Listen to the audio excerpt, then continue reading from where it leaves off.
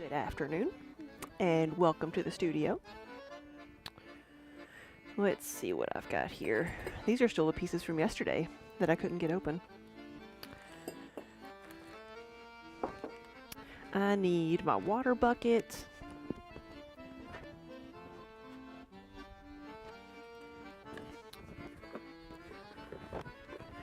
And then I need to clean off my wheel.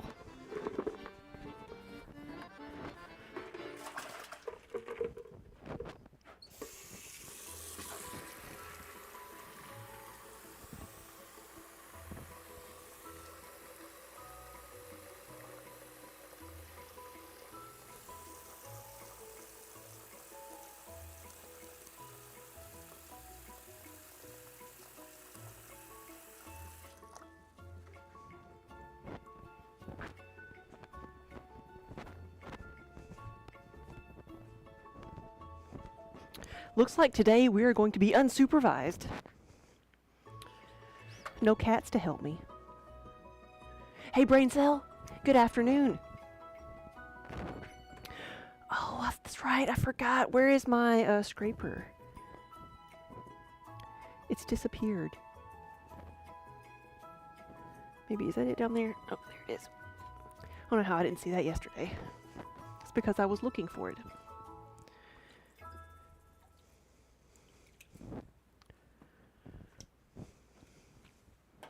Let's move that out of the way.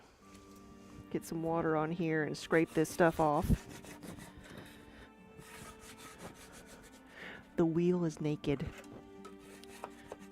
This is what the bare wheel looks like.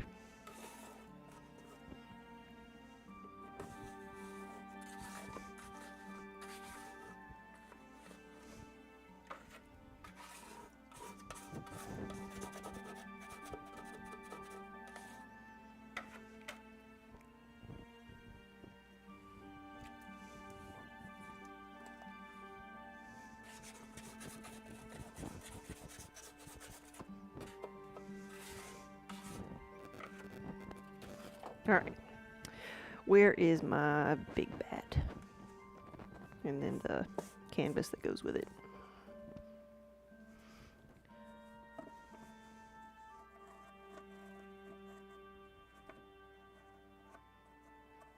There's that, and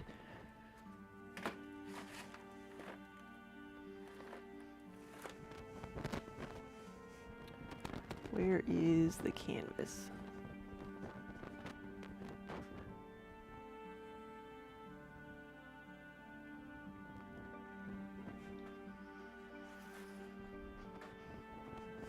I'm going to start off by throwing one of my big bowls, which I keep saying I need to do that every time I sit down to throw, and I haven't been, so I'm remembering to today.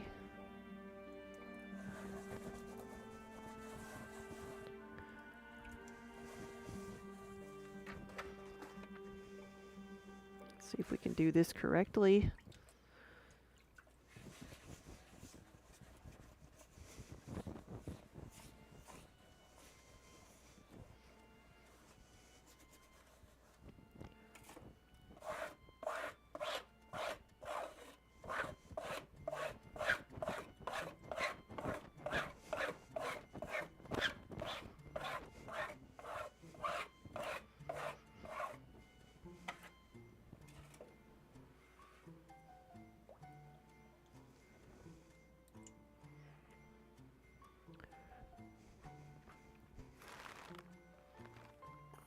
Here we go. We have 7 pounds of clay. 7 pounds. And we have placed it firmly on the wheel.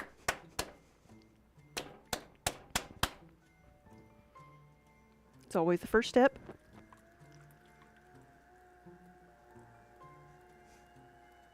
But it's not centered. See, it's not quite centered.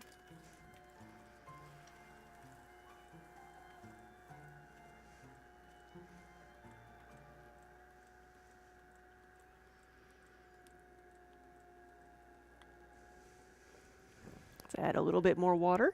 And now this is going to be a wide-rimmed bowl.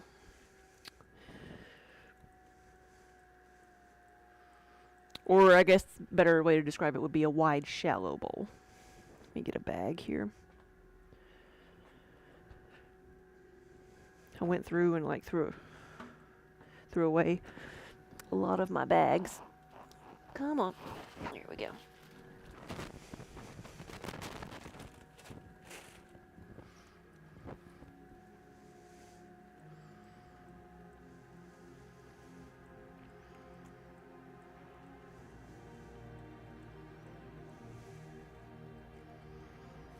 So I'm going to open this up almost as big as I can on my wheel.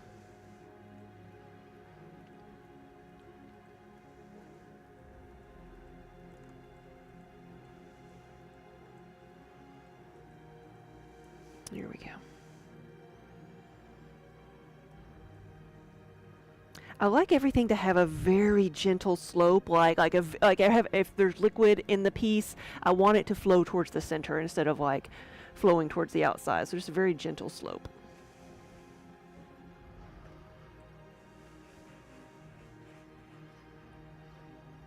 That's how I try to do my plates as well.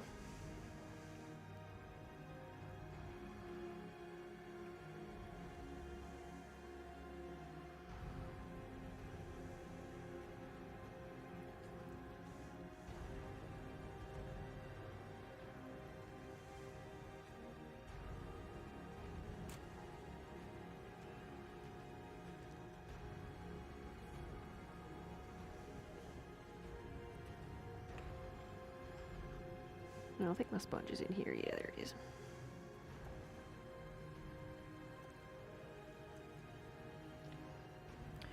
Add some water, and I'm going to slow this down because the wider something is, and or the taller it is, like the slower you need to go. The bigger the piece gets, the slower you need to go.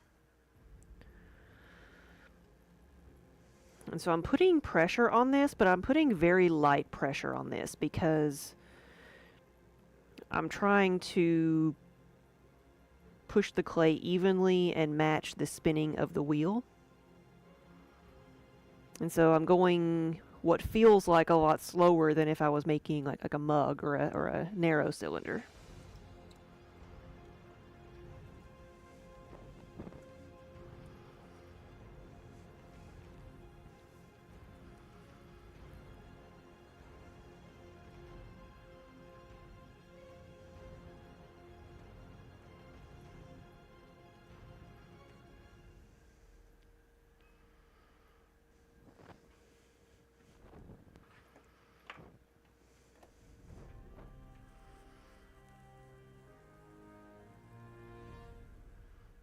See what that looks like, and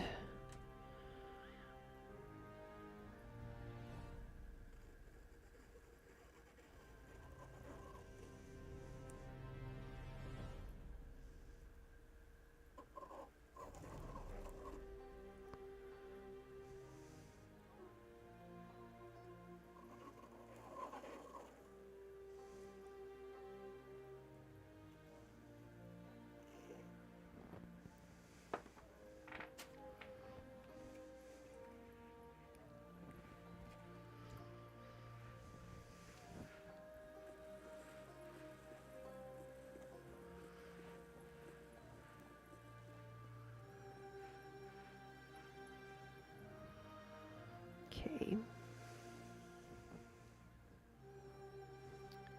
Maznitz, hello. Yeah, good afternoon. So I'm starting off today by making one of my family gathering bowls. This is gonna be around like a 16-inch wide bowl when it's on the wheel, and then it'll shrink down to like around like a 13 or 14-inch bowl.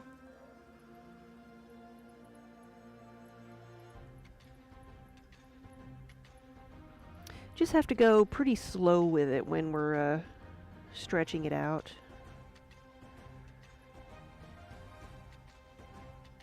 So as not to warp it. Really, I'm trying to be even with the pressure, so I'm sure like if I made these all the time, I could probably do it a lot quicker. But I'm trying to be very careful and not mess it up.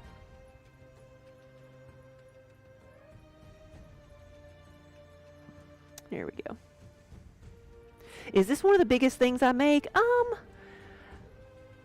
Poundage wise, no, but on a regular basis, this is one of the widest things that I make on the wheel.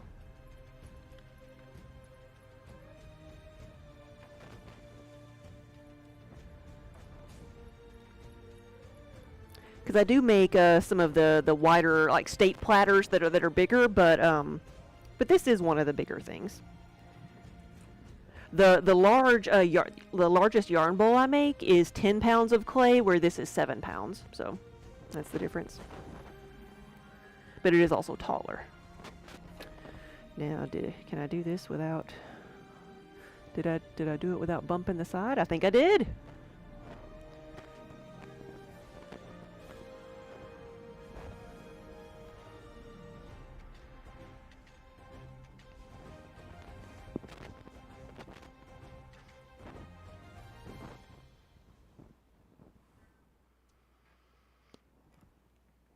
Crafty, hey!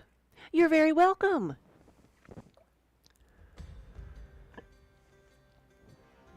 Yes, 10 pounds of clay would make a very big yarn bowl, and actually, so that's the bowl that was in the kiln yesterday, if y'all saw the kiln opening yesterday. The big orange bowl on top, that was one of the 10-pound bowls.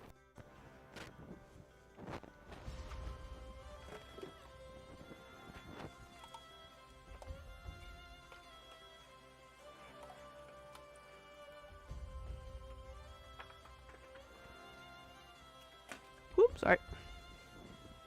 Let's put this back together.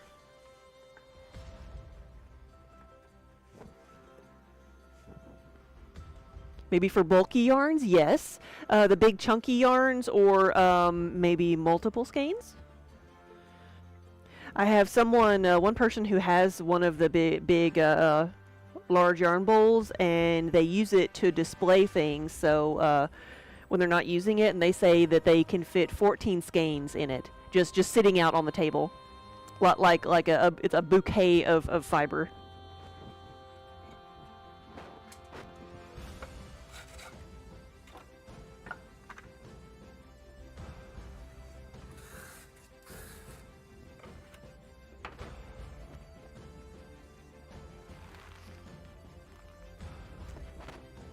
All right, this one is 2 pounds now, going from 7 to 2, and it needs to be a tankard. That sounds magical, yes, and like your ideal anniversary present, yes. Who needs roses? Daniel saw like somebody advertising for Valentine's Day where you could get a dozen red roses, and it was like 12 cardboard cutouts of Betty White wearing red.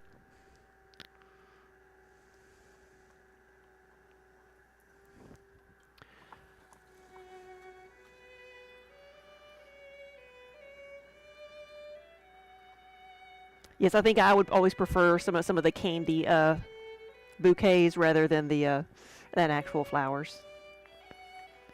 Give me a bouquet of Reese peanut butter cups.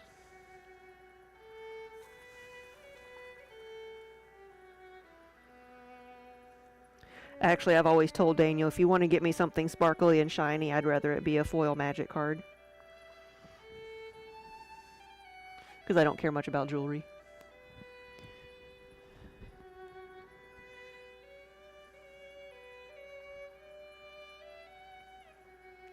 Yeah, you don't like dying plants yet, yeah. Am I a card nerd too? Yes, yes.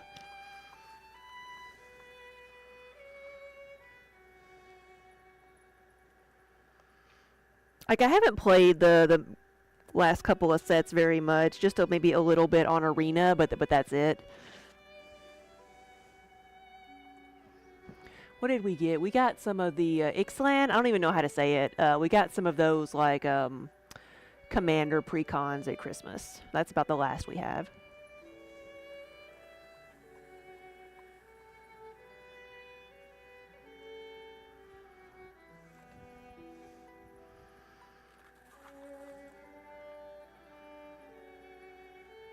Yeah, in another life, we, Daniel and I owned a card shop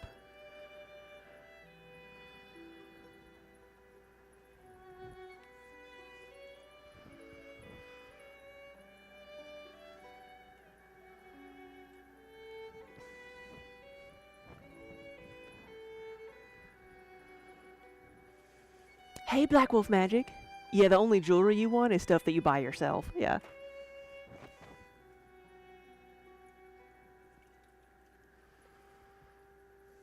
But no, we are magic nerds, and like we've not like most of our collection that we have, like we sold most of it because we stocked our shop with it. That's how big of a collecting problem we had, how big we were into it. But we kept some of our favorite commander decks when we sold. So we have we still have a really good collection.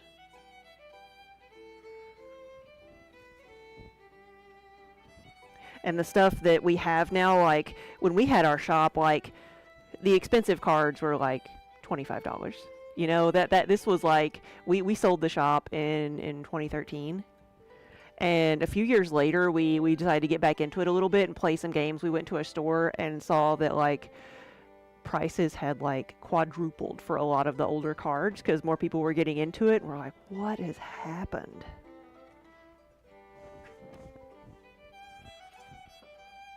So we have some like super expensive like cards, but you know, we didn't pay anything for them. Or we're old enough that Daniel can say he pulled some of them from packs in like 1997.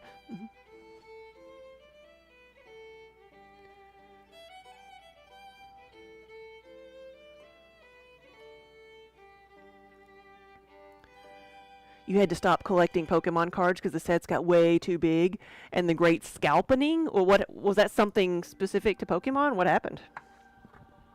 Like I know Pokemon cards are getting like very pricey now too, as far as like people being able to sell collections. Some of the older cards being really pricey.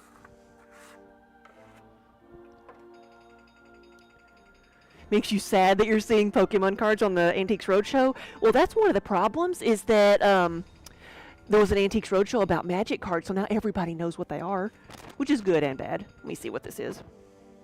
Hold on. Well, no. It's gone. It's gone. No more.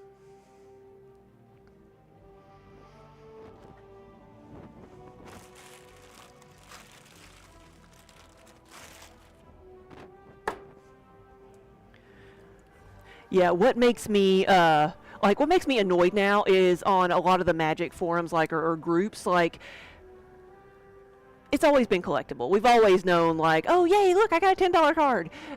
But now it's like people aren't even playing the game. People get on these groups and are like, hey, I found this at a yard sale. Is it worth anything? And it's like a box of commons, and everybody is like just jumping into it thinking it's a cash cow, and like not even caring that it's a game. But it keeps the game going. Yeah, proxies have gotten a lot worse. People are buying recent sets at retail and reselling it double. Yeah, I mean that's always happened.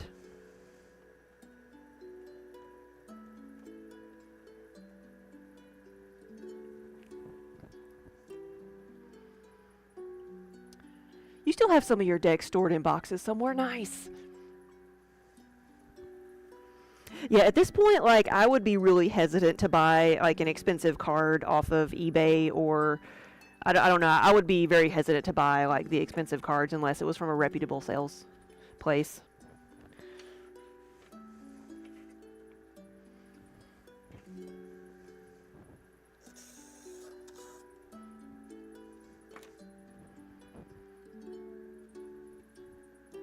Oh, you used to have, you have Ice Age and Mirage and 5th edition? Yeah. Was Ice Age 5th edition?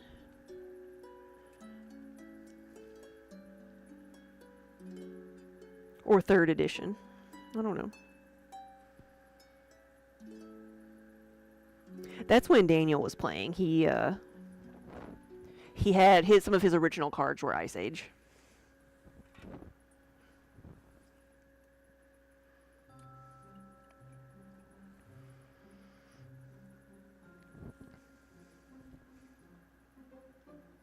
Hey, Lassa, good afternoon. All right, let's measure this and see if I need to adjust it at all and set my guide.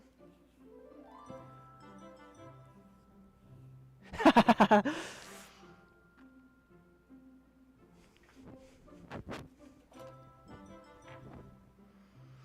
right, let's set the guide. We are old.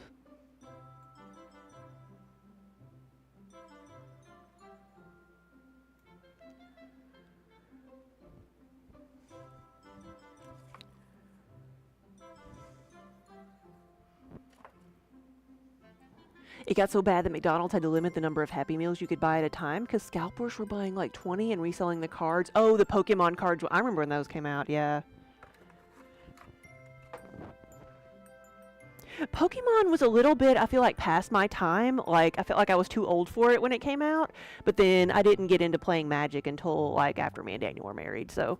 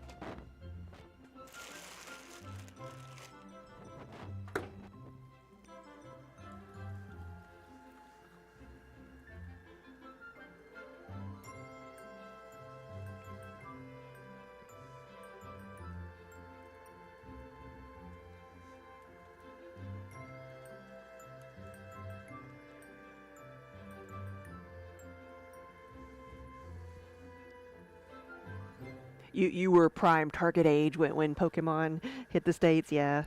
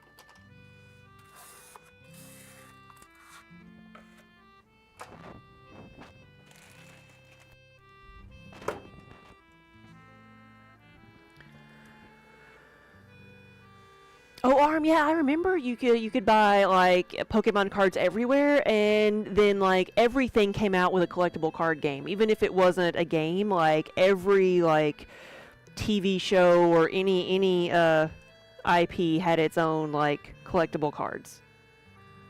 And yeah, same thing, you could buy them at gas stations. You could buy them everywhere.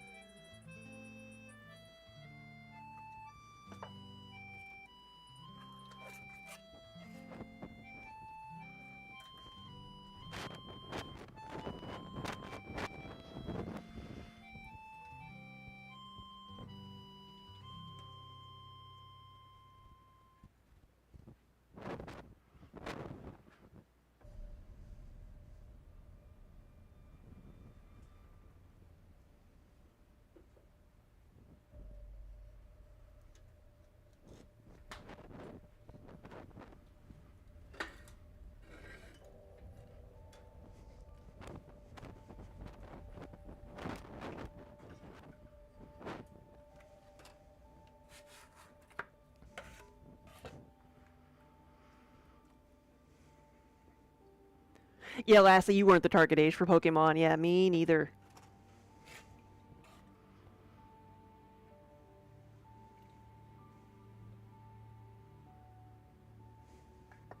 He said, now to scratch the collector itch, you just look through loose change and occasionally buy a roll of coins from the bank and look through it and put stuff in the coin collecting books. Okay.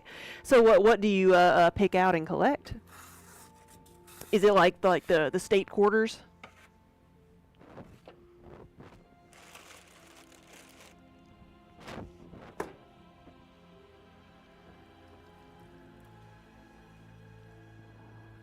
Yeah, because at least it won't go down below face value.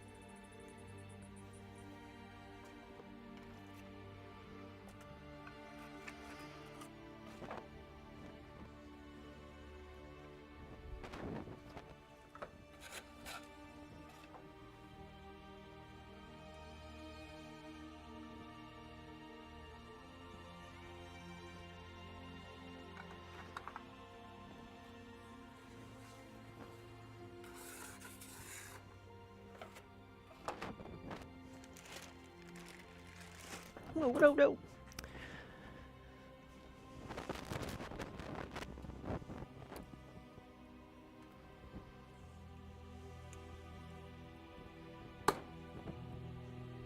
Let's see if that'll stick.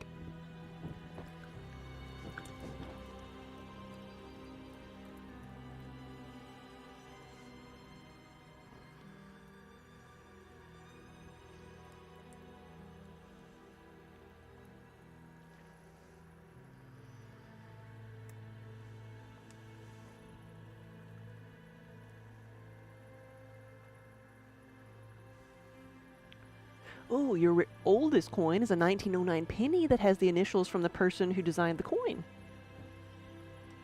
It's a pretty penny.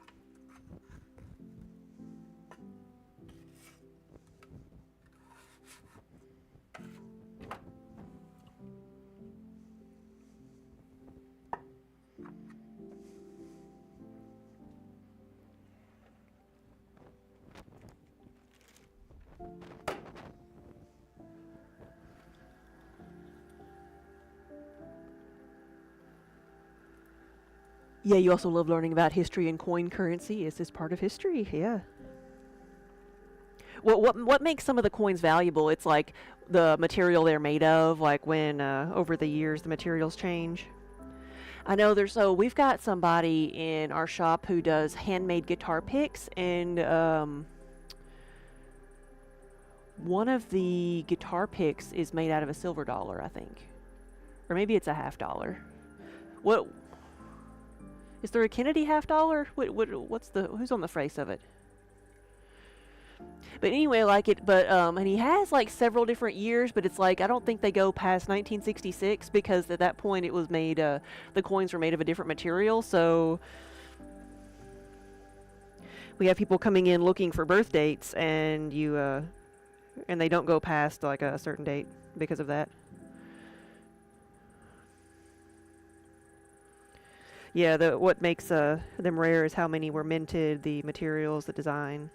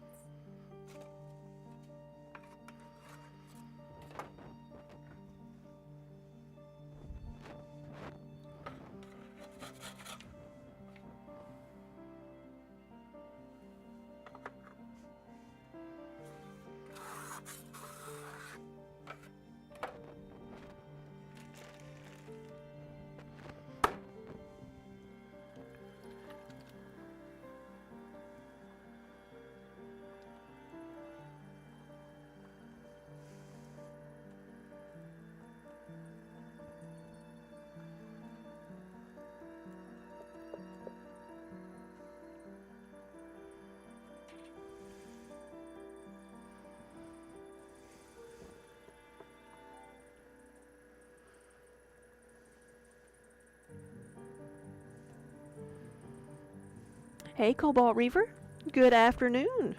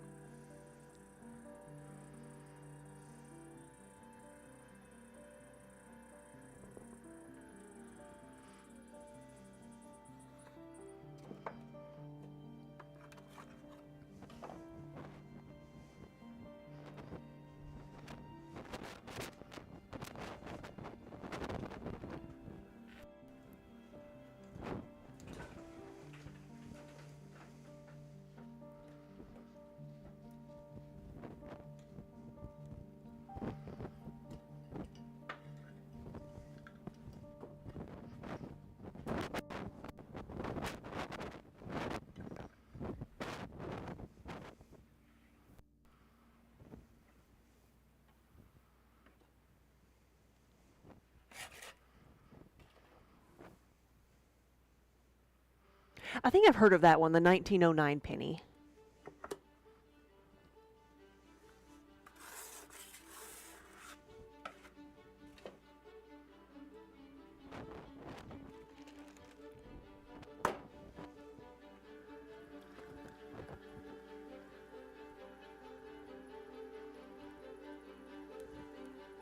So, good afternoon, everybody. Happy Thursday. Happy Friday Eve. I'm trying to make it muggy in here because it is very chilly. We went from 75 to 32. No, actually 24 to this morning it was 32. Yesterday it was 24.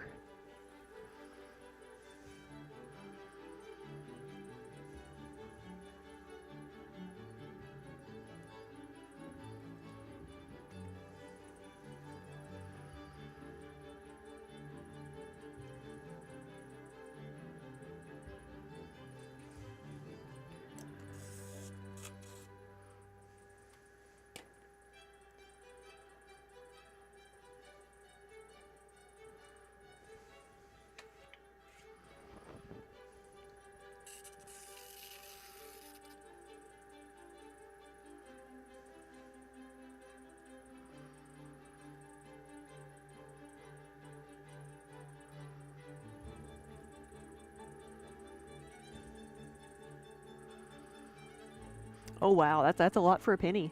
Now, do you think those coins are still in circulation? Do you think they're really out there?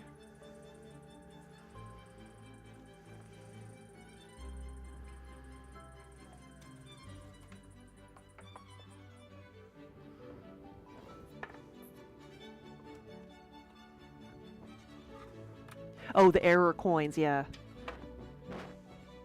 That's like miscut or misprint magic cards.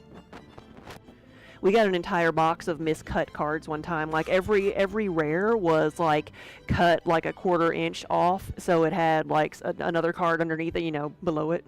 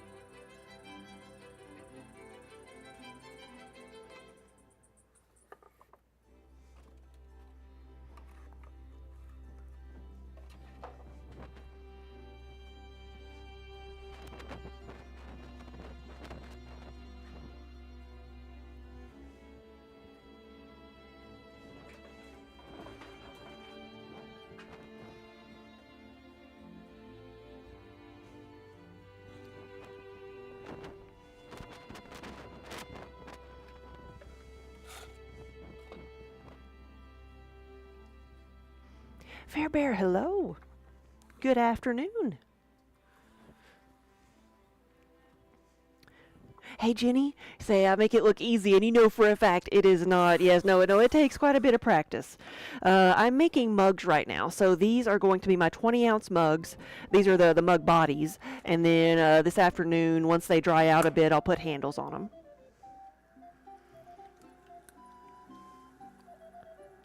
Mugs are the most common thing that I make, so whenever you tune in and when I'm throwing, I'm probably going to be making mugs at some point, because it's the thing I sell the most of.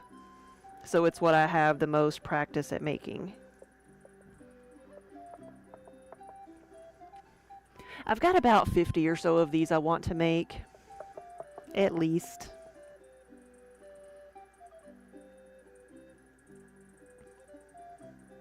Started off by making a few other things. I made a tankard, and I made a large, one of my large, it's a 16-inch bowl.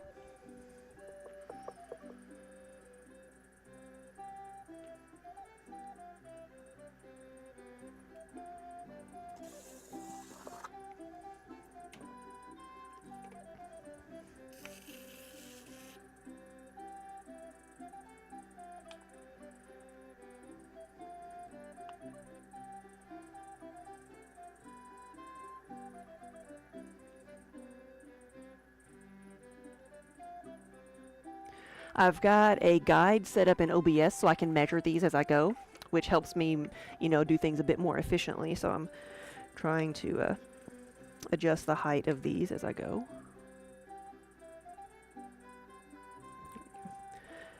We'll get the water out of the bottom.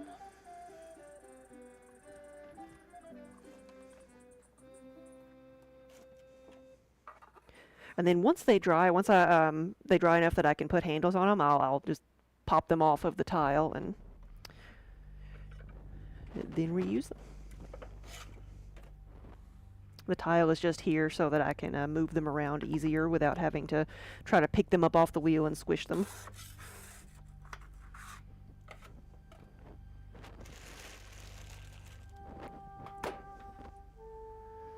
And normally I would have cats here, but they've abandoned me today. They're probably sitting up in the sunshine in the front of the studio because it is chilly in here, so that's where I know Minnie was earlier. How do you set up a guide in OBS? You just set up a new new scene, and it'll I'm just using like the outline of the box. That's all it is. That's seriously. It's just I just need a line that I can set and leave it alone.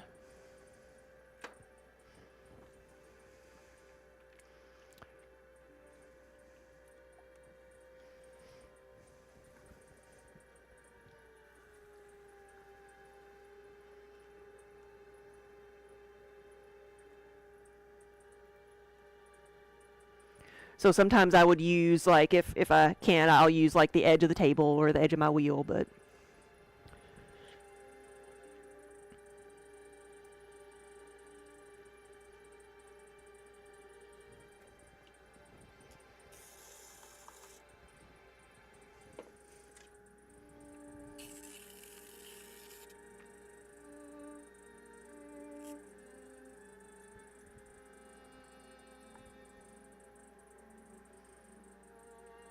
there we go.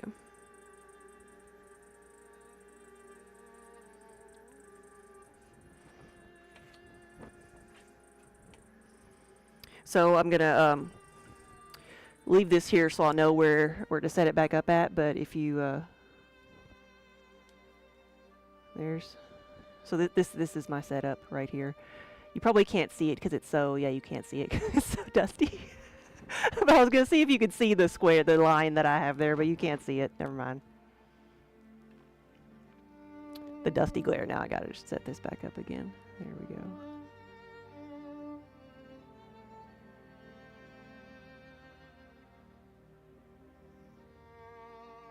That's why I left my mug there. We're gonna focus.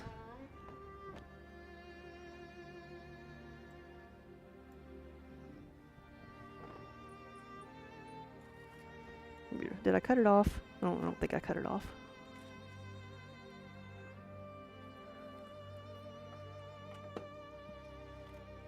Yeah, you never would have thought of that, but you've only used OBS for recording gameplay.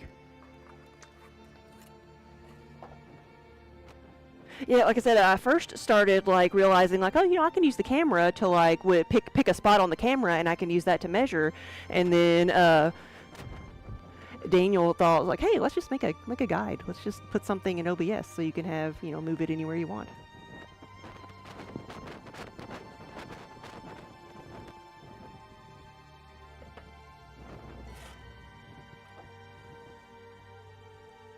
So pottery is crafted with laser precision.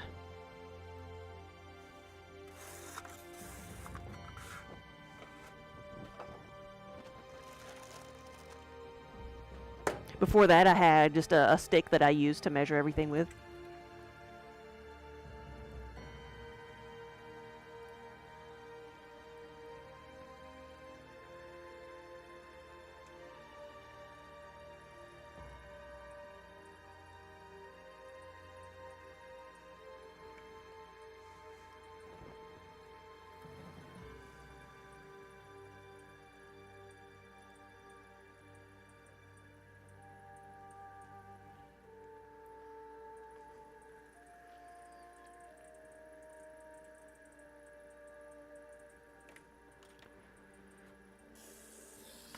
I think it's tilted a bit. It's not quite level.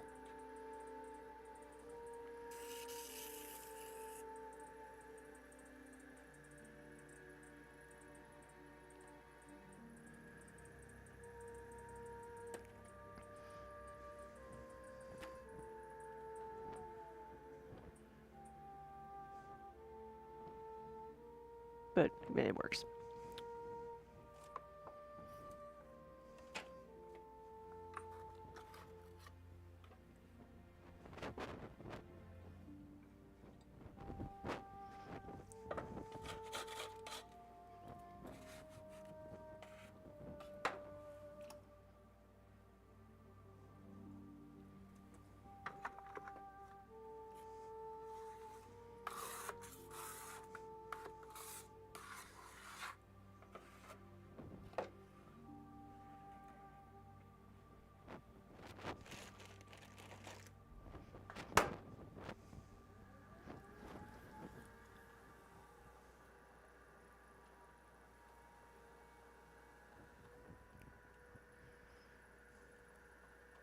So I'm thinking that I need to like do another like day of seeing how many I can produce in one day, because do a speed run or something, because the other day it was in the evening and I wanted to throw some pieces, but I didn't have a lot of time, so I'm like, I'll see what I can do in 2 hours. And I just listened to my audiobook and threw pots, and I made 70 pieces in 2 hours.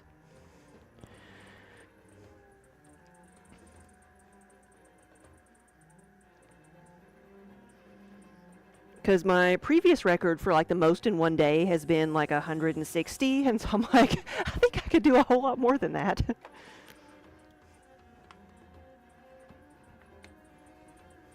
Without having to stop and pet a cat.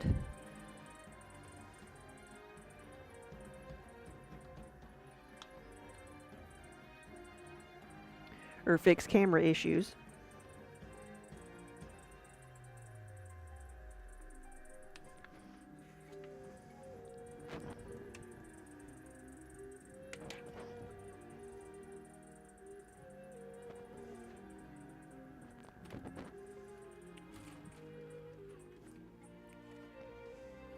Yeah, just in the groove and getting it done.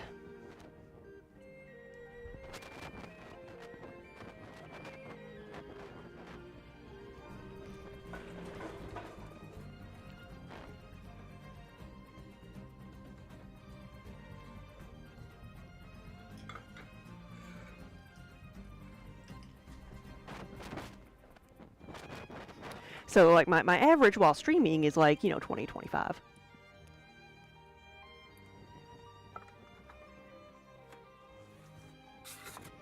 20, 25 pieces an hour if it's mugs.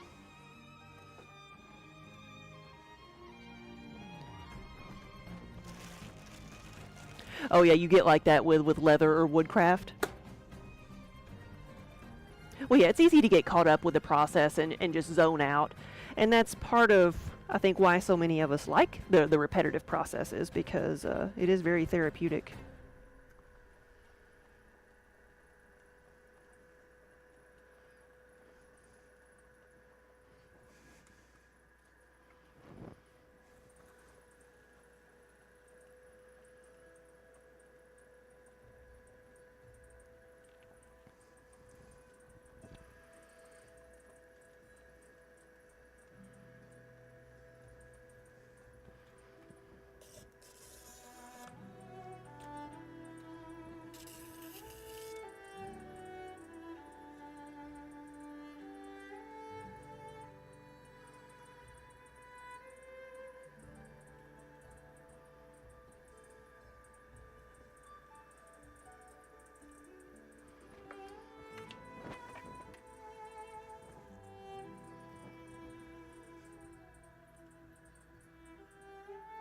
Okay.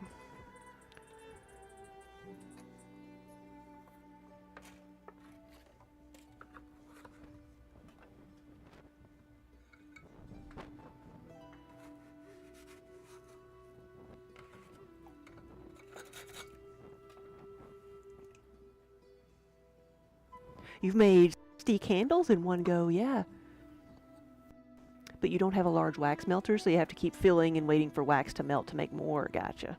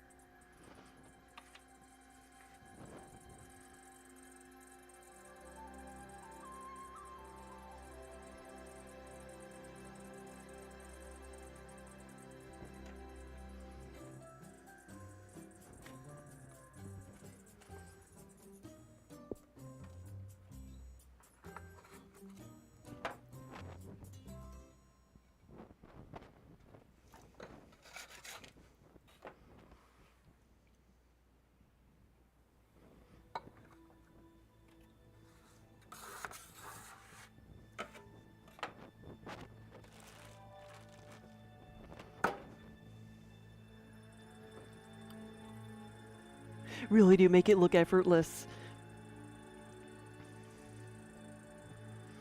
That's what lots of practice will do for you.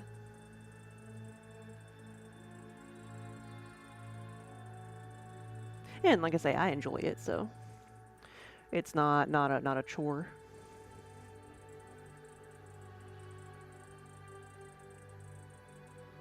We've been doing a lot of glazing over the past few weeks. If you look back at any of the VODs for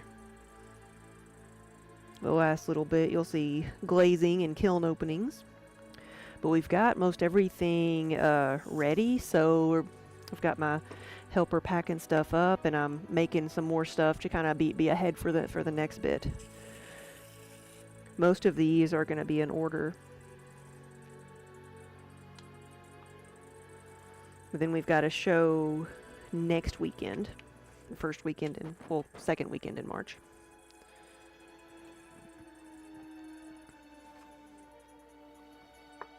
Oh no.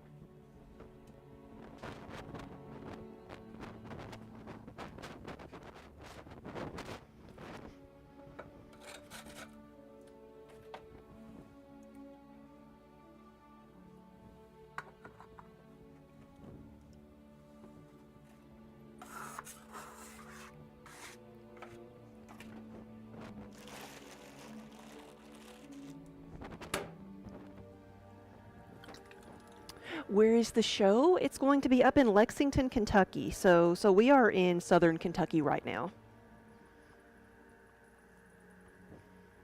So it's a fairly local show. It's called the Kentucky Crafted Market. So as you would guess, it's all Kentucky artists. It's used to be just Kentucky artists. Now it's Kentucky and surrounding states.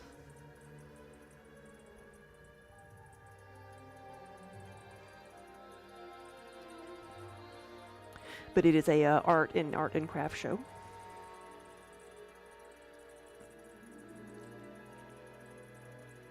So you'll see a little bit of everything there.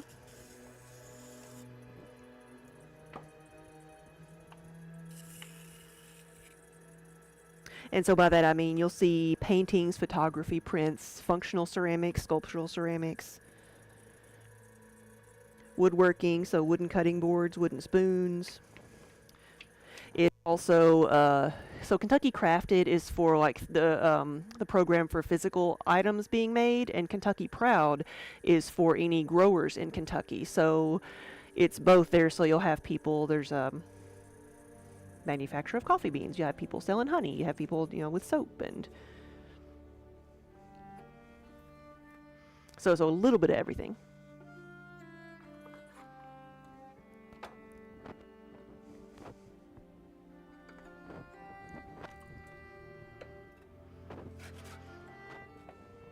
And it's a 3-day show. It's a wholesale show the first day, so we'll just set up our samples and take orders.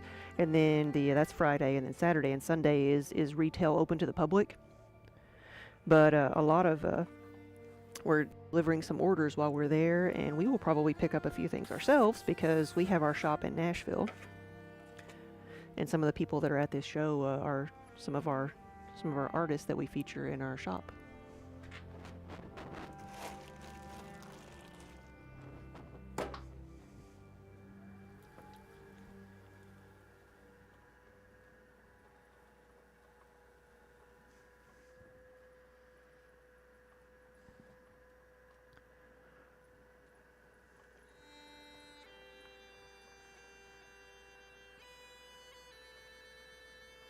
So Fairbear, I just saw your comment. It says you have your pottery studio in your garage, but you also have 3 little kids. So Saturdays and evenings are the main time for your throwing.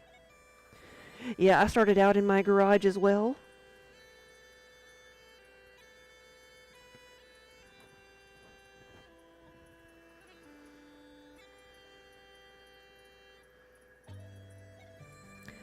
I'm in a different building now because we grew out of it fairly quickly. But sometimes I miss being able to go outside in my pajamas and check on things. But I do not miss having all the dust and stuff that close to the house.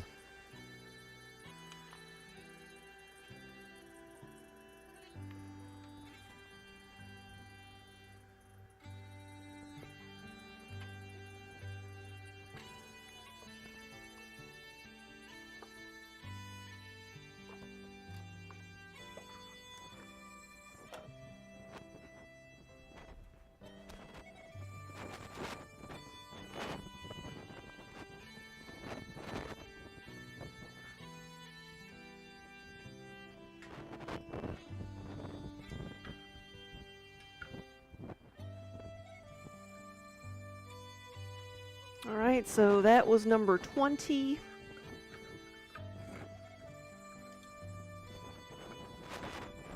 And I've not been following my own rules. I need to hydrate after every 10 pieces, and I haven't been doing that, so let's do that.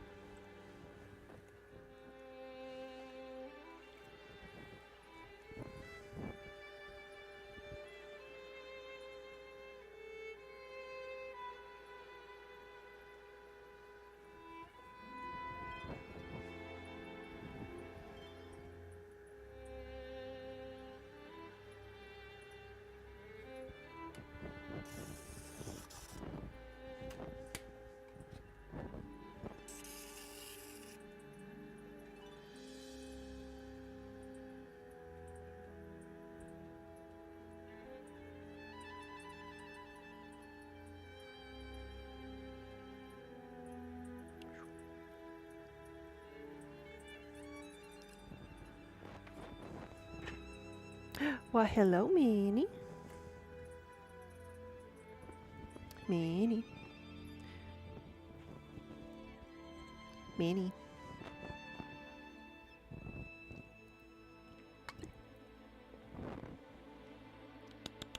Minnie.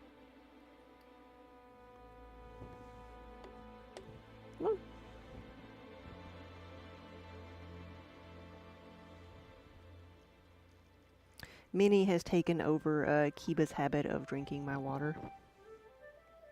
Mm-hmm. She has started preferring bottled water now, too.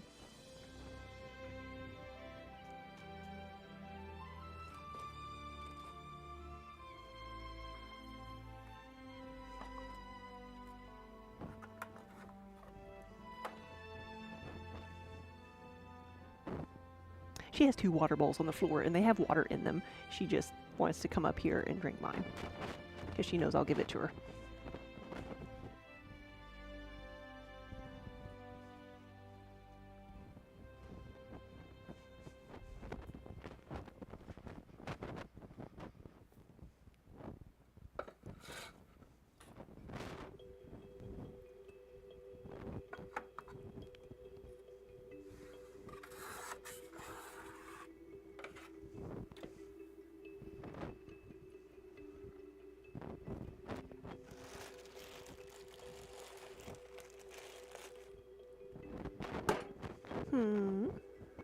Was that all?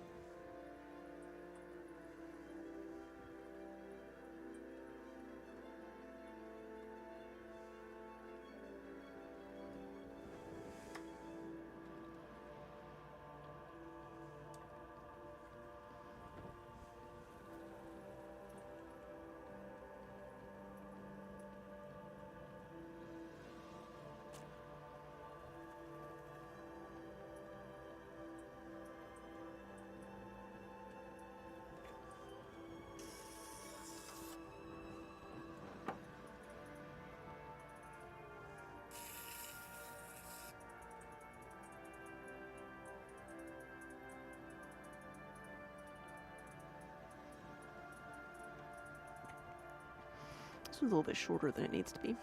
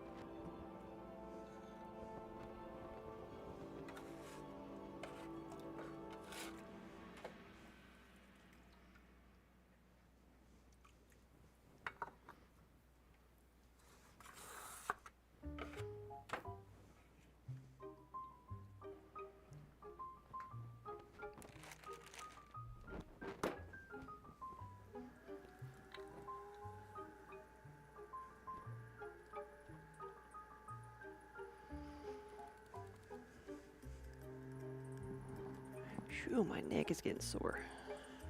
But I can't, like, it's hard to just look up, even though I have cameras.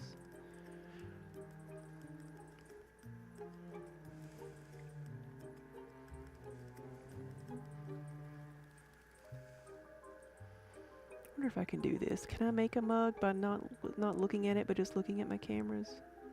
I guess that'd make me care more if my cameras are, like, in sync. Or actually, you know, not lagging behind. Nope, I looked.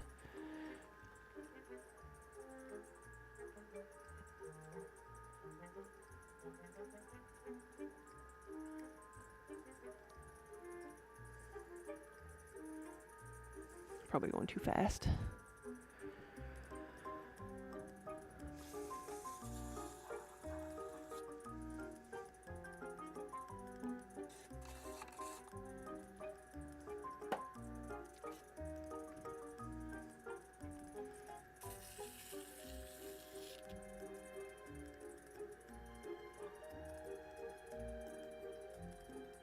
Yeah, no.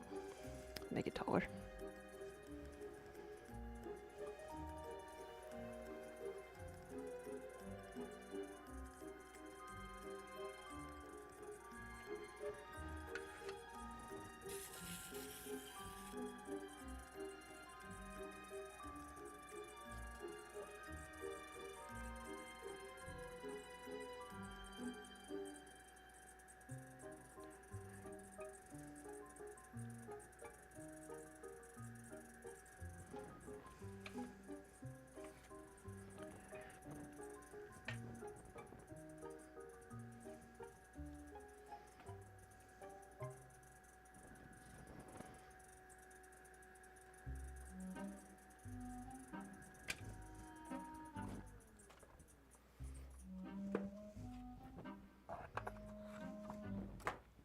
Alright, so this should be 27.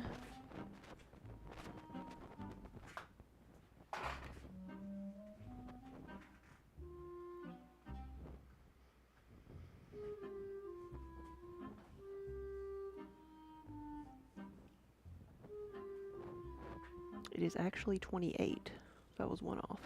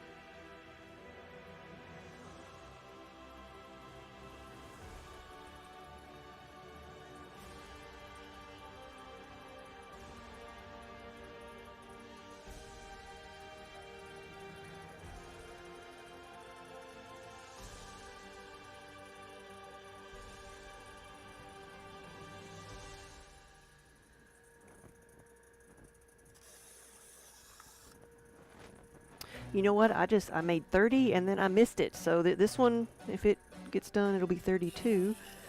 And I need to hydrate.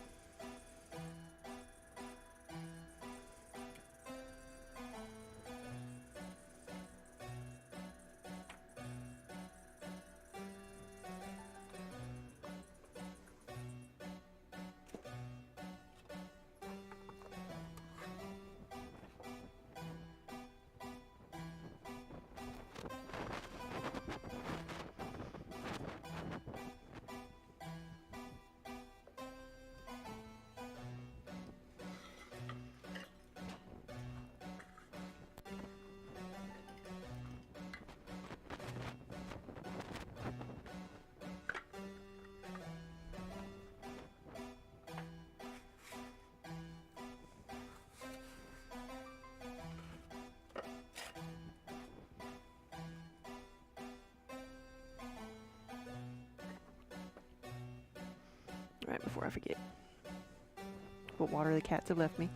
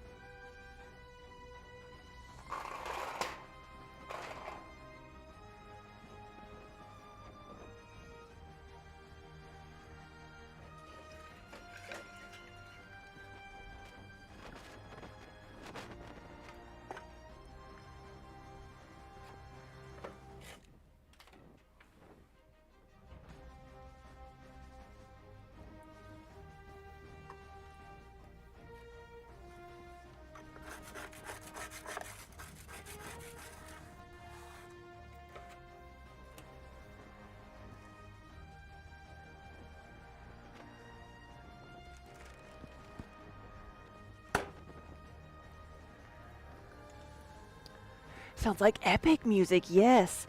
The playlist this is the Dungeons and Dragons playlist.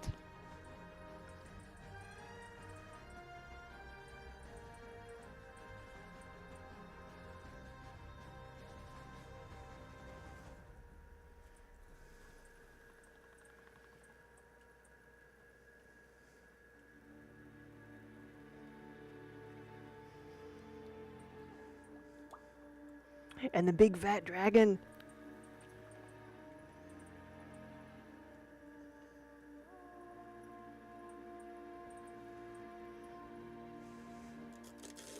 Oh, what is his name? So we were just talking about him the other day. No, I thought the movie was great. I know it didn't get a lot of like good reviews or have good numbers, but I thought it was great. I was hoping they would make like a series of them, but I doubt they will.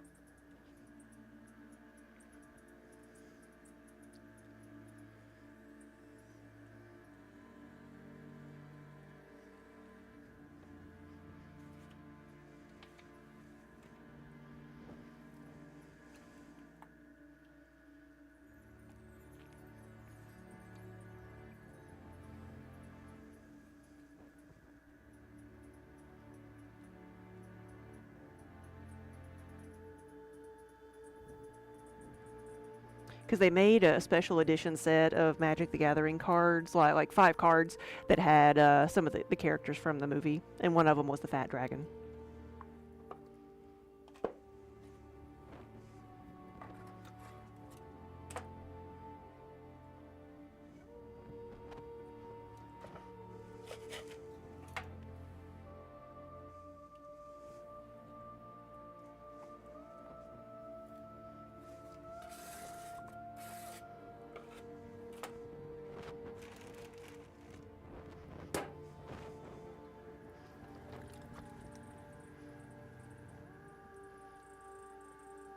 Well, did you look up the Fat Dragon's name at the same time?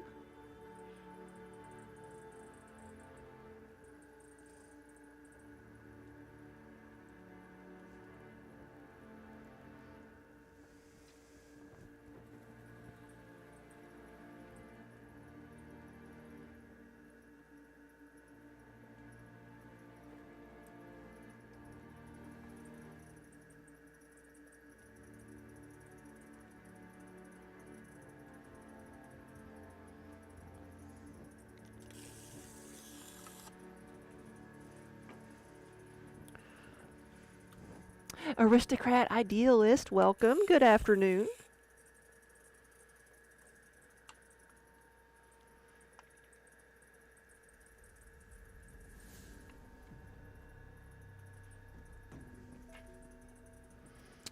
I'm just making it muggy in here today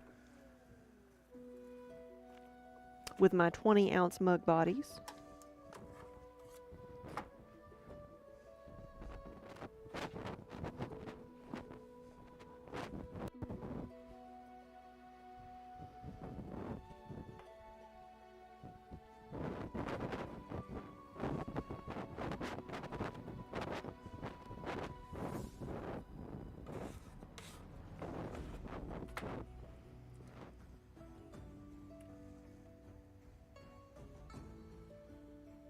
Thimberchaw, there we go. That's right.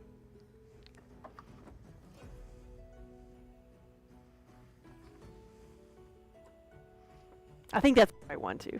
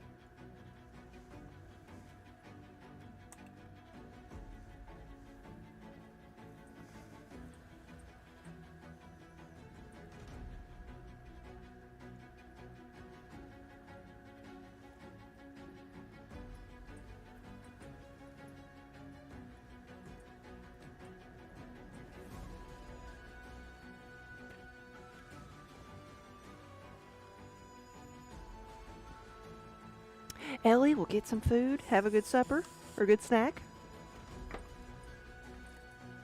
And we'll see you later.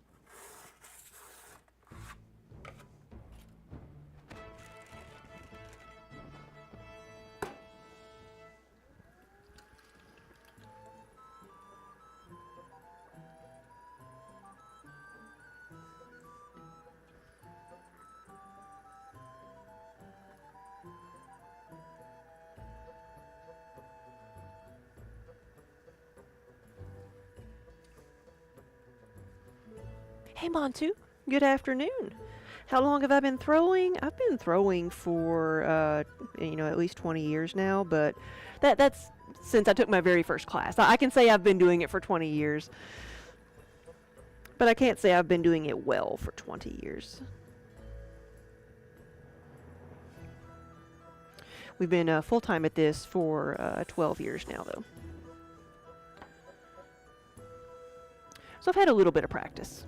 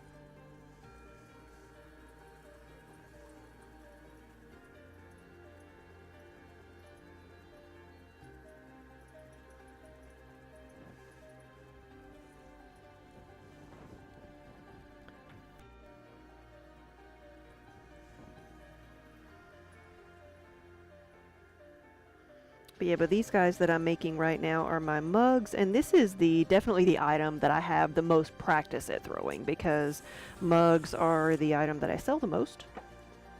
So it's what I have the most practice at.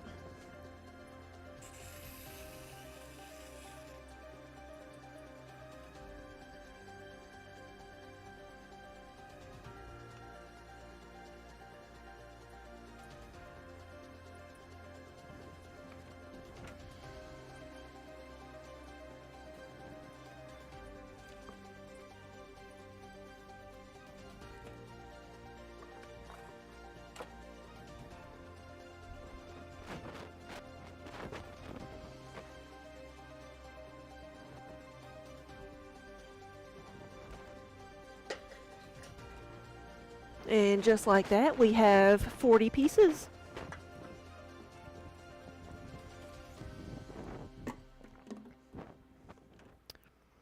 And I'm remembering to hydrate.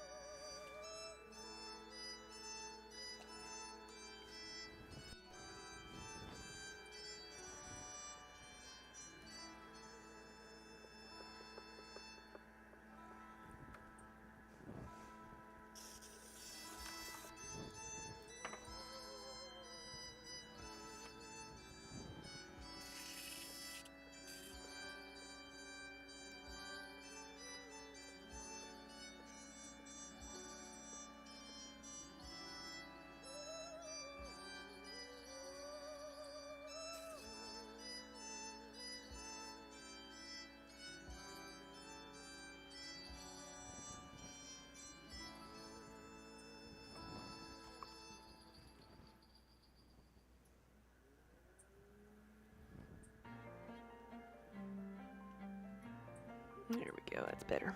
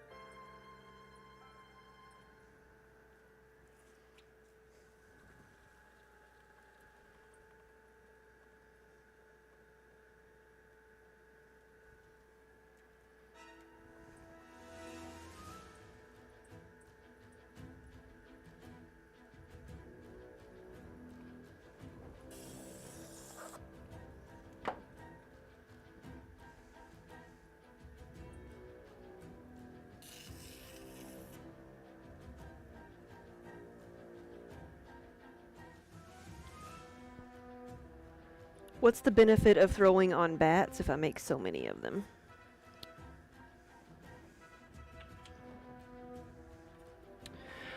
For me, the benefit of throwing on bats is, on these little tiles, is that I don't have to physically pick them up off the wheel. I can move them, and so they don't warp while in transport. These don't take up all that much room, so I can stack them next to each other.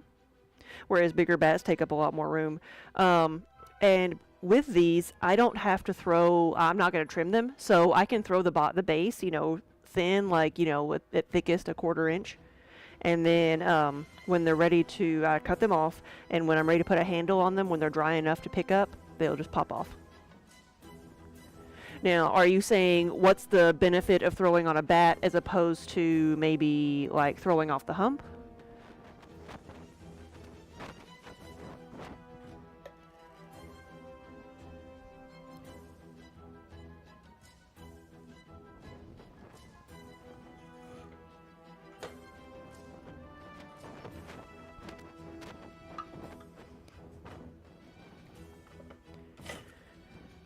A lot of production potters do throw off the hump, and I've seen some that throw off the hump that can cut off a level base. And maybe if I practiced, I could. But I always, I guess, thought when I was starting out that if you were throwing off the hump, then you had to trim. So I did this where so I don't have to trim, and I can just move the pieces around and I can throw them as thin as I want.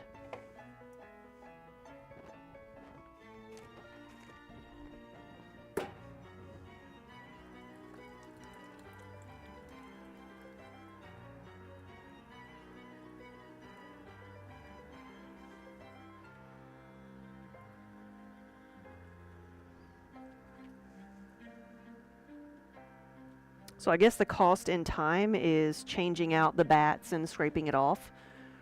Whereas if I was throwing off the hump, you still have to center it, so I don't know. This has just always worked for me.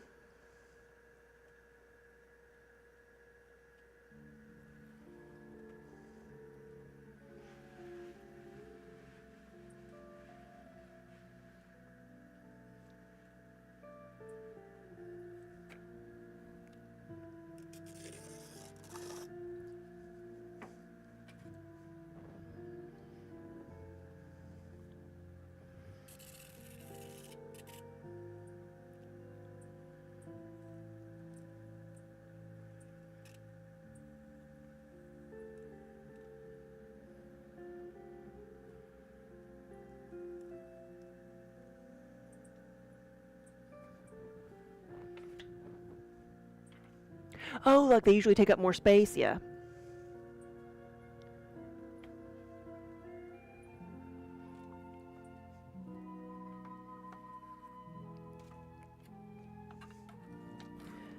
So I've got them sitting on my cart, like next to each other, overlapping like this. So they really are just sitting next to each other. They don't take up that much space.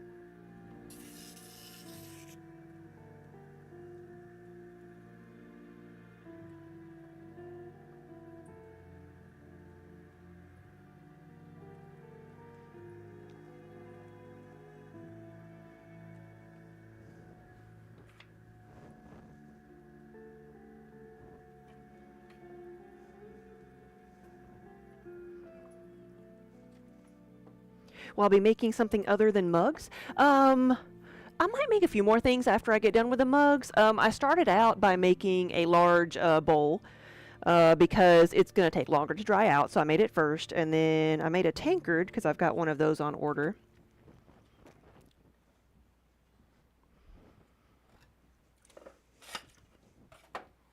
But I'm making, I think I've got enough, if everything goes well, to make 52 of these. And the majority of them are orders. So I'm not just, making a random number.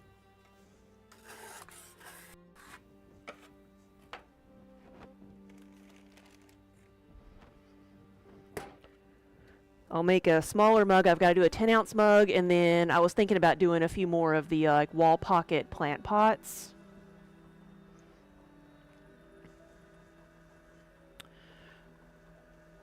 Because this show we're going to is going to be the first place we will have had them, but so I'm making more in hopes that they will sell, and I will need more. No, most of the time what you are going to see me making is mugs, because that's what pays the bills, and that's what I need to make.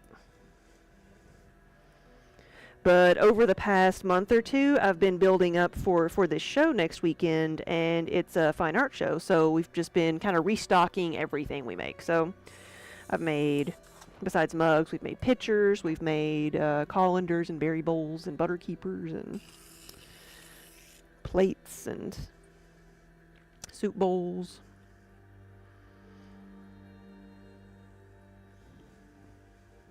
All kinds of things.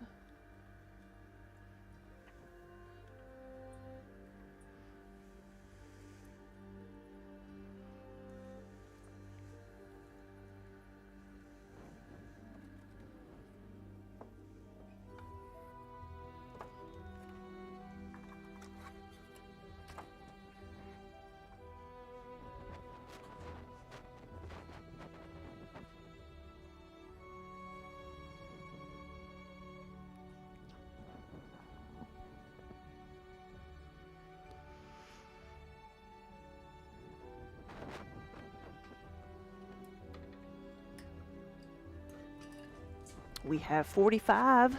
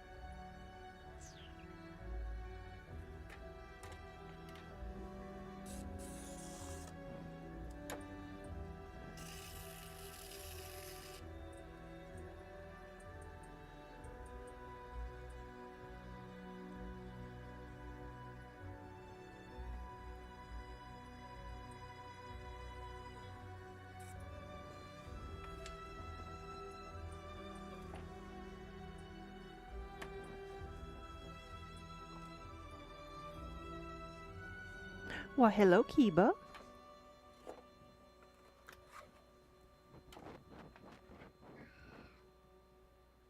Did y'all hear that?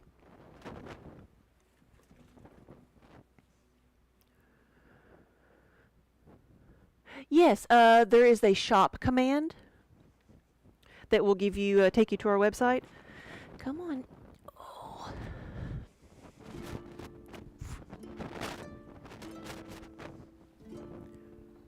Oh, was that not what you wanted?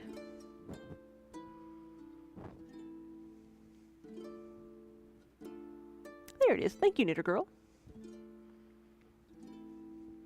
Yeah, that'll take you to the website where you can see pictures of a lot of our finished pieces, and you can order one of them. You can order something completely custom. or you can order one of the things we have in stock.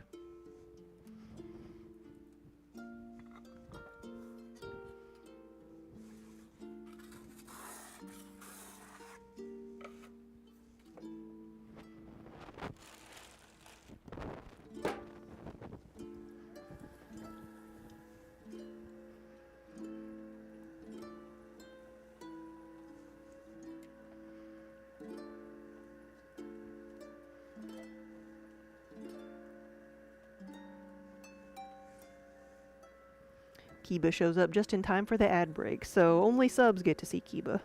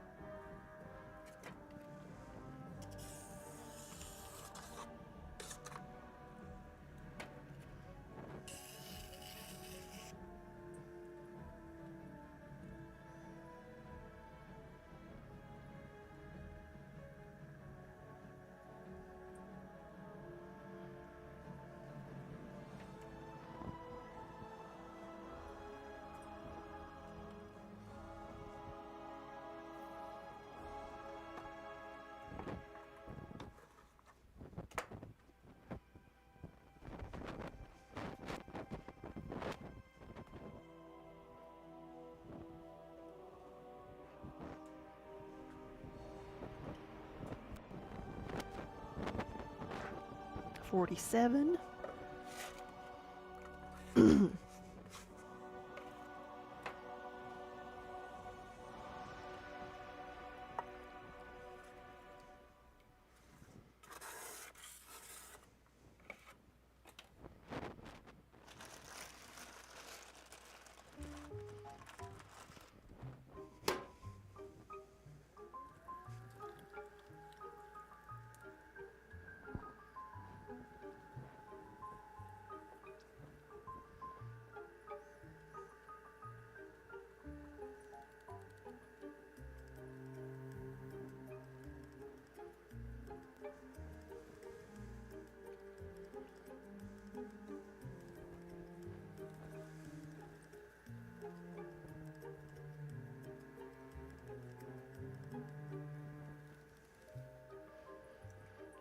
Hey, buddy.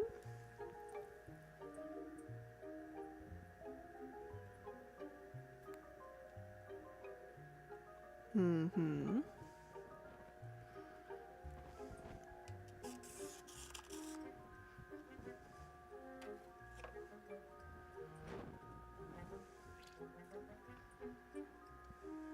Hey, Crispy James.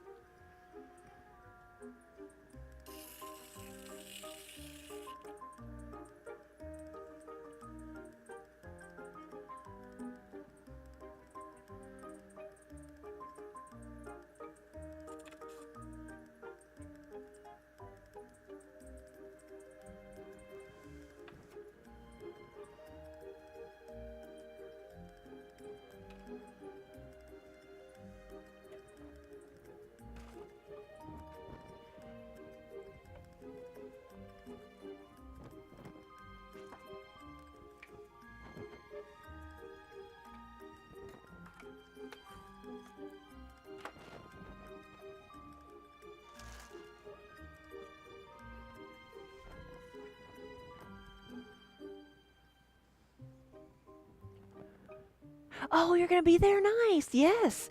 We have the majority of everything like already made up, and some of it even packed up already. We need to just gather all of our show materials together, get our lights and our tablecloths and everything ready.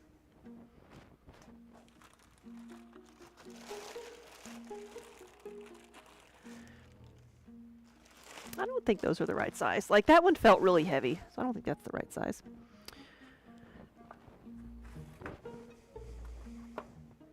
Are you happy now? Yes, we will be there Friday, Saturday, and Sunday. So Friday is the wholesale day. So the retail day is our days are Saturday and Sunday. We will be setting up on Thursday.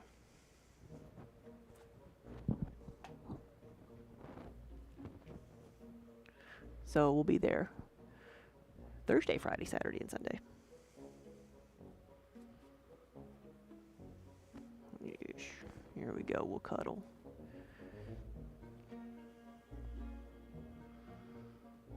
There's a big purr.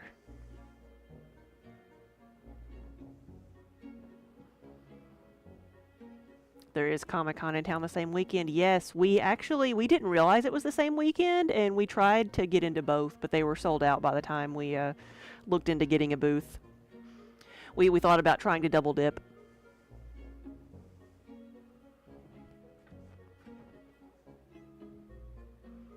So if Daniel stays with me Friday, like Friday is going to be the slow day because it's wholesale. But so like he may, if he's there on Friday with me, we may I may do the show and have him go check out the Comic-Con to see if it's something we would want to do next year.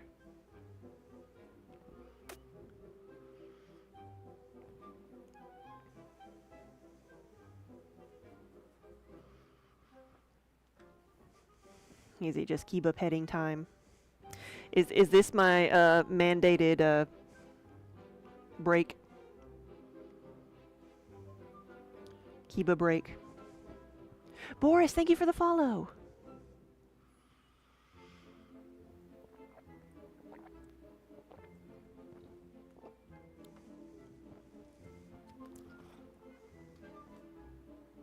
You didn't get anything scratched. Do you have to have a badge or pass to get in on wholesale day? Yes. Or you have to be a retailer. So somebody who's going to purchase wholesale. Yeah.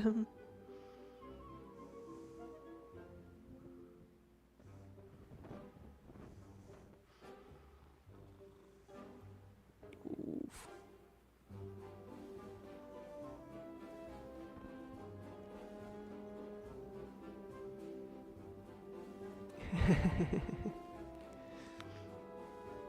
Yeah, you're not looking to buy that day, yeah. Plus, you'd want to come on the retail days because there'll be more stuff out. Because, like, what I'm going to set up on wholesale day is just my samples. So I will have my glaze charts, which are over here. One of them is over here. And I will have my, like, all of my designs out on, like, in just, like, one of, so people can see them. And then, so it'll be very, very sparse. But then on retail day, I get everything out.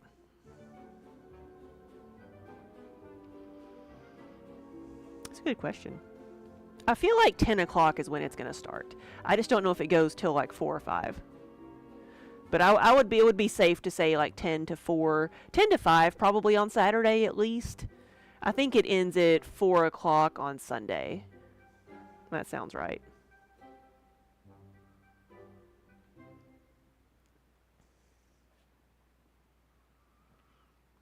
I just hope it doesn't snow. Like the last 2 years, it has like snowed that weekend. Like 2 years ago, it snowed really bad up in Lexington in March. Last year it just got cold, but yeah, it was. And so I mean, if you're up there, you would know.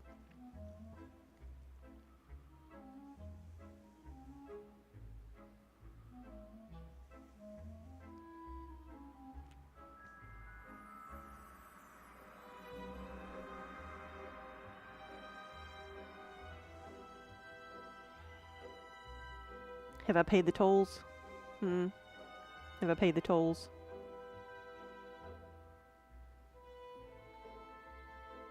I'm gonna get that tongue.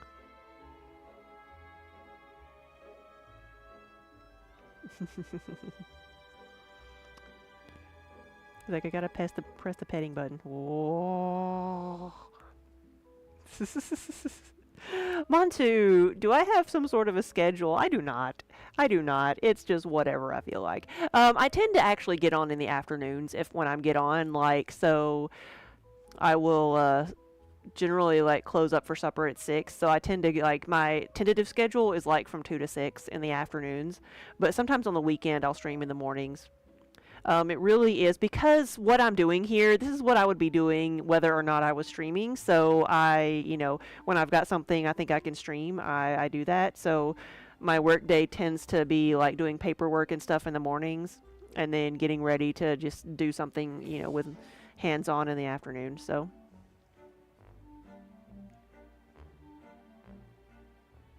gonna be warm this weekend. This weekend, yeah.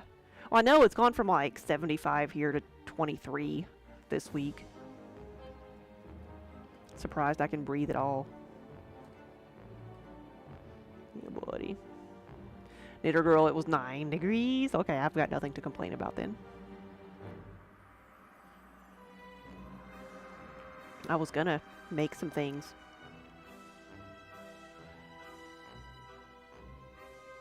But Kiba said it was petting time.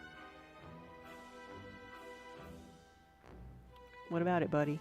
Can I make a few more things? Are you done? No, he says no.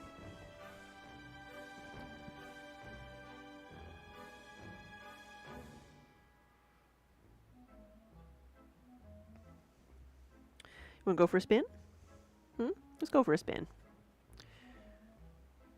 Ooh, no, maybe not that fast. We'll go a little bit slower. I'm sorry, buddy. Didn't mean to scare you. So he usually lets me do whatever as long as I'm petting him.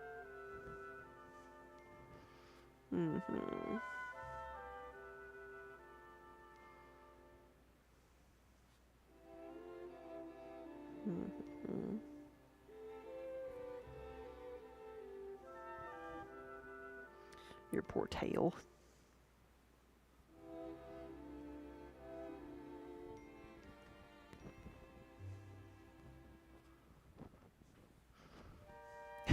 You can see a wagon back there.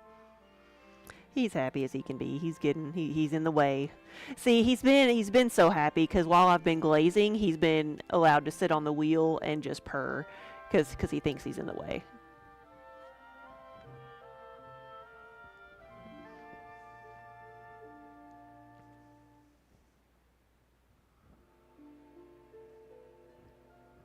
Buddy. Well, here, let me try to make a few more things. No, just settle down. Settle down. Oof.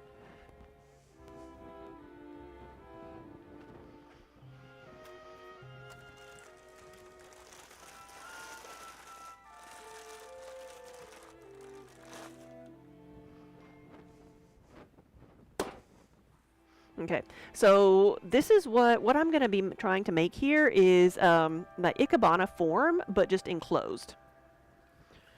More scratches. Yeah, no, all the time. Like that, he would be the perfect like lap cat, or he is the perfect lap cat. Because he just wants to sit and be worshipped all day long. Like, I don't know if I've ever seen him happier than when we did Girl Scout classes. Because he would sit in the middle of like 6 or 7 little girls, and they would just worship him. They would all be petting him, and he would just be happy as he could be.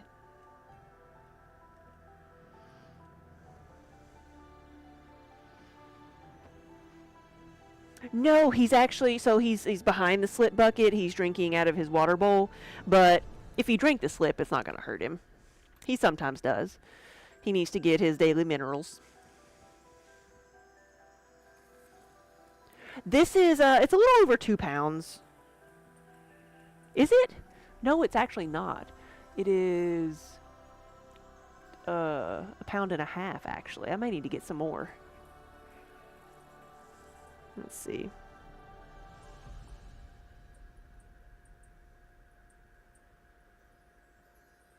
Yeah, this may be too little. Too thin. Hi.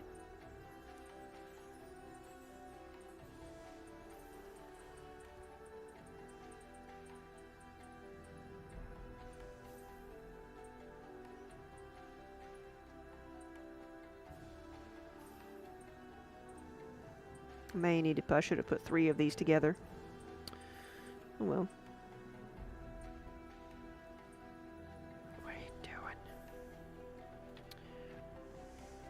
Come on.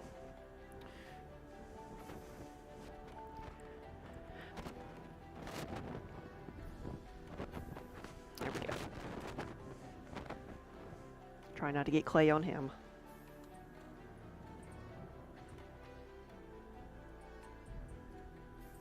So I've been throwing mugs, but I was gonna throw one of my wall pocket forms, which is like this shape but enclosed, but I realized I didn't use enough clay. So this might just be a Ikebana. This might be a Ikebana. How about that? Didn't we want to make an Ikebana? Because I don't think I can enclose it.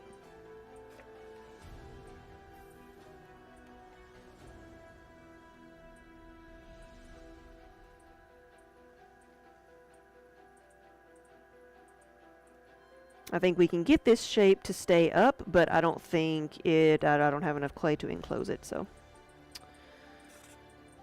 That's what this is. Now on the next one, I'm going to get more clay.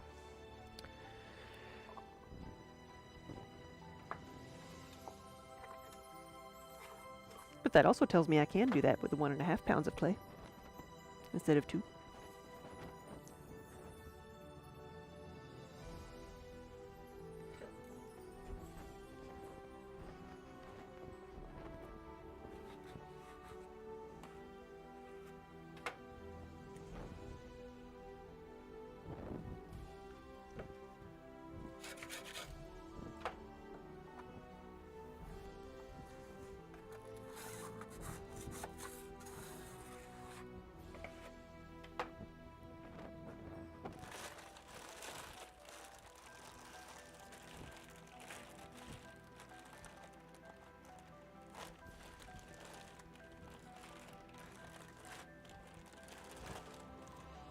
Okay. 3 of them.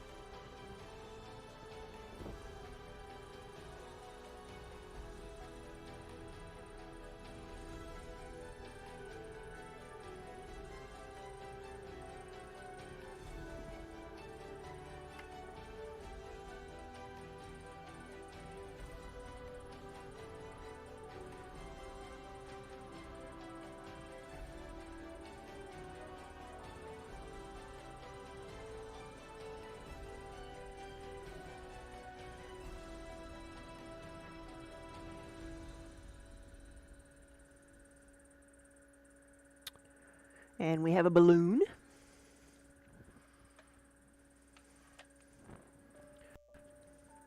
So, Emmy, how are you today?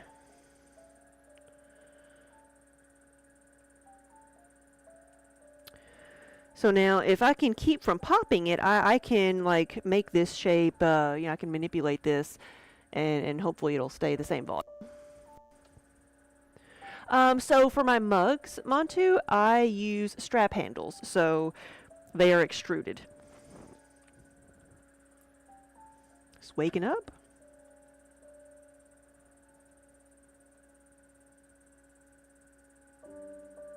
Just trying to make it wider, but I don't think I'm going to make it. I don't think I can make it wider.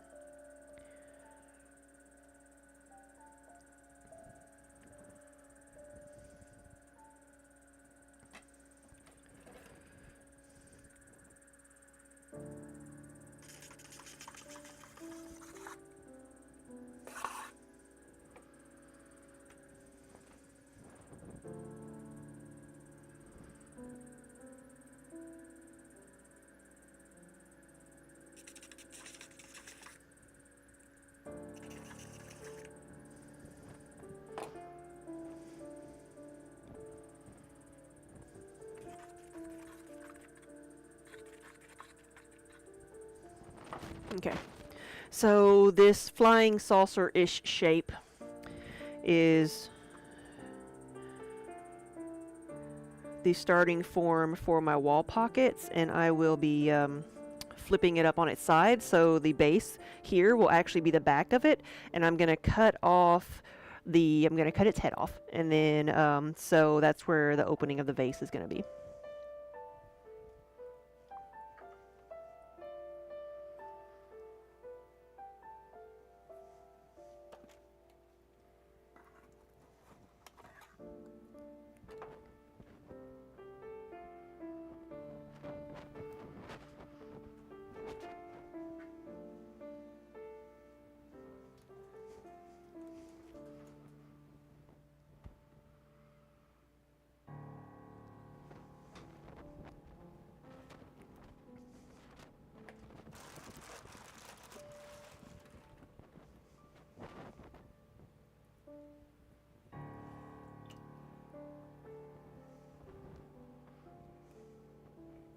But I think that's about what I'm going to do. I'm going to make some medallions for the mugs while they dry. And then I will need to do some handles. I've got a new-ish product that I'm experimenting with. And I'll see if these are a bit drier now. I made a form to make these guys. I need to put handles on them, but it's going to be a butter dish. It's going to be a covered butter dish, the form that goes on top of it for like sticks of butter. And because people keep asking me for them. And so I'm going to see how these turn out, if they're the right size, if they warp, they stay level. So I need to put some handles on the top. I may play with it. I may do like one with just a loop handle and maybe one with a curly Q or something. But we were talking about like handles, what type of handles do I use, and I've got one here that's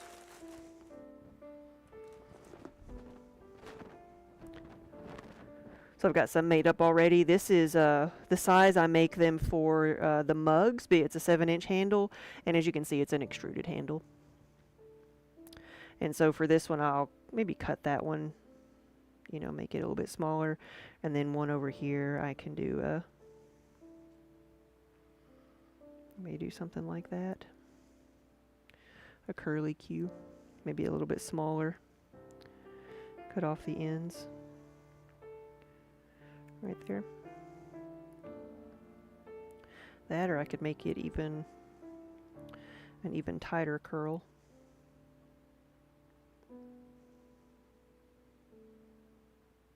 We'll see. But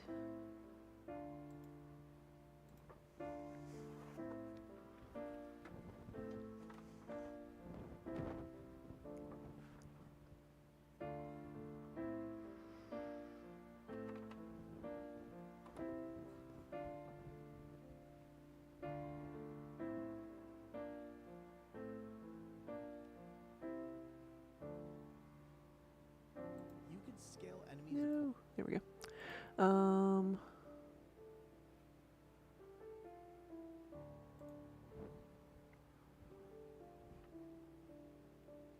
Let's see who else is on.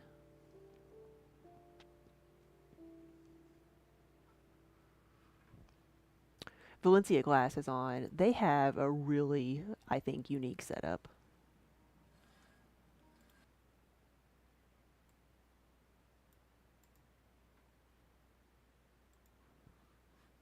So we're going to go see Valencia Glass.